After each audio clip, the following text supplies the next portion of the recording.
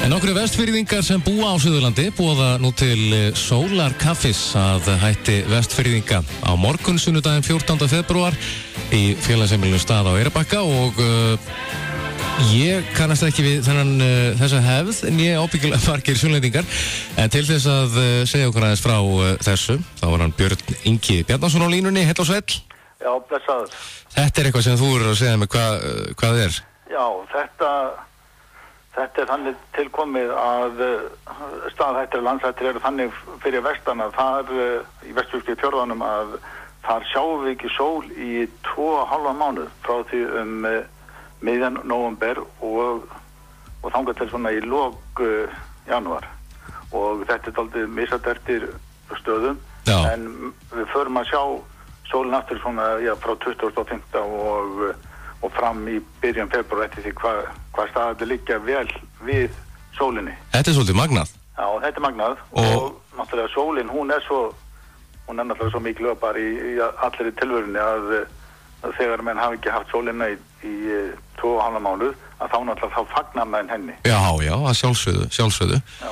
Og hvernig hafið þið í gegnum tíðina geta mælt þetta? Hvenær farið þið fyrst að sjá sólina síðan? Já, það er bara þegar hún kemur upp fyrir fjallsbrúnirnar og skín á þorpin eða bæina. Og þá er hátíð? Þá er bara hátíð og menn náttúrulega bíða og þetta er náttúrulega, hún sést fyrst í fjallatöpunum og svo færir hún sig smá saman niður hlýðarnar, þá hún kemur niður í þorpin og þá er fagnað og stundum er það kannski þannig að hún sést ekki akkurat á þeim degi sem hún skrifir yfir toppin ef það er vont veður og svona snjór og skygna ekki gott að þá getur þetta kannski dreifist 1, 2, 3 daga. Já. En þá bara meiri fagnað þegar hún kemur. Já. En nú spyr svo sem ekki veit, er þetta á þetta við einhvern ákveðin stað eða er þetta bara fyrir vestan yfir höfuð bara? Já, þetta er alltaf fyrir vestan og reyndar fyrir austan líka og í summi fjórðanum fyrir norðan. Já. Og það er hefð, veit ég þar líka að fagna þessu hefur verið gert bara í áratugi og jafnvel lengur og þá náttúrulega er blásið í veislu og það er pönnukökur. Já. Rjóma pönnukökur og sigra pönnukökur og þetta er alltaf kallað sólarpönnukökur eða sólarkaffi. Já. En þetta er eitthvað sem að hefur verið alltaf fast í þessari hefð, það er sem sagt pönnukökur og rjómaterta eða ekki? Jú.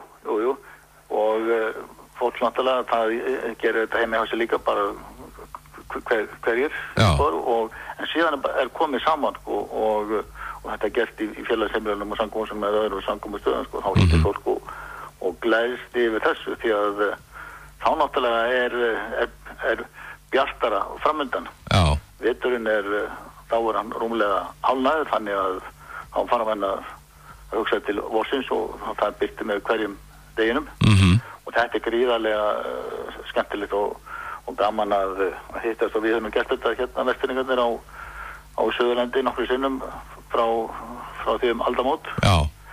Og nú blásum við til sólarkaffis á morgun á Stað á Eyrarbakka.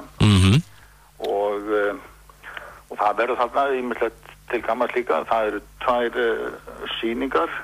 Elvar Guðni Þórðarsson listmálar á Stokkseyri sem hefur hrifist af vesturinn og búin að fara þangað 5 sinnum að mála og hann verður með sýningu myndi sínar að vestan. Já. Og síðan verður ljósmyndasýning, það er önnfyrringur á Eyrarbakka Víði Björnsson, hann verður með sínar ljósmyndir sem hann hefur verið að taka bæði hér og fyrir vestan. Og síðan verður með smá haftrætti, vestfirðska forlagið sem hefur verið kraftu bókaútgáfa í rúm 20 ár að það verður dregnir út nokkrir hefnir sólarkaffis gestir og fá bækur. Frábært. Þannig að þetta en svo er náttúrulega þetta að kynna þetta fyrir sunnlendingunum líka því að þetta er opið fyrir öllum því að við brottfluttir vestfirðingar og þá nýbúar hérna á svæðinu við náttúrulega gleðumst yfir þessu að hafa sól alla daga ársins. Já. Og það er náttúrulega okkur til gríðarlega vænt það og með út af þessu að við sjáum ekki svolítið í þessa 2,5 mánuð. Já, hvernig var það þegar þú til dæmis bjóst fyrir vestan og sást ekki sólina í tæpa 3 mánuði. Hvernig var bara dimmt? Já, það náttúrulega birti náttúrulega hluta af deginum eins og gerir hér en það vantaði sólina, við sáum ekki fengum ekki sólargeislana. Nei. Þess vegna náttúrulega var þessi miklu fögnuði þegar hún loksins sást. Sko. Já. Sólin yndisleg. Og það má vel segja það að sko pönnukakan þegar hún á pönnunni sko að þá þetta náttúrulega eins og sól sko. Jú. Svo henni pakkað rúllað upp í sykri eða rjóma og sultu sko þannig að við sjáum sólina líka bara í pönnukökunni. Já, nákvæmlega. Þannig að þetta svona stílfært líka.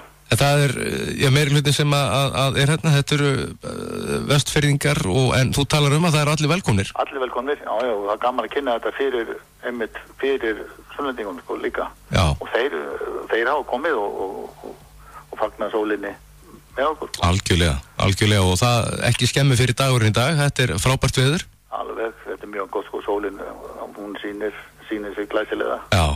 Og snjórinn sko, við náttúrulega vestfirðingar erum vanir snjónum og rátum hann ekkert svona þegar hann komin í passlega breiður sko. Nei. Þannig að þetta bara dásanlegt sko. Það hérna, talandu þá hef ég oft lent á spjalli þegar að það kannski að okkur finnst snjóþungt hér á Suðurlandinu. Já. En svo hittir maður vestfirðing og hann segir, þetta ekki neitt. Já.